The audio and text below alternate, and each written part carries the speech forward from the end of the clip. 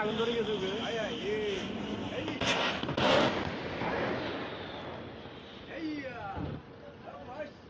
উড্ডয়নের পর প্রশিক্ষণের এক পর্যায়ে বিমানের ইঞ্জিনে আগুন ধরে যায়। বৈমানিকগণ দক্ষতার সাথে বিমানটিকে দ্রুততার সাথে নিয়ন্ত্রণে আনেন এবং নিরাপদ অবতরণ করার প্রচেষ্টা করেন। কিন্তু বিমানের আগুন নিয়ন্ত্রণের বাইরে চলে যাওয়ায় বৈমানিকগণ যথাসম্ভব জানমালের ক্ষতি এড়িয়ে বিমান হতে জরুরি প্যারাশুটের মাধ্যমে অবতরণ করার সিদ্ধান্ত গ্রহণ করেন। এরই ফলশ্রুতিতে বৈমানিকগণ অত্যন্ত সাহসিকতা এবং দক্ষতার সাথে দুর্ঘটনা কবলিত বিমানটি হতে কর্ণফুলী নদীর উপর জরুরি প্যারাশুটের মাধ্যমে অবতরণ করেন।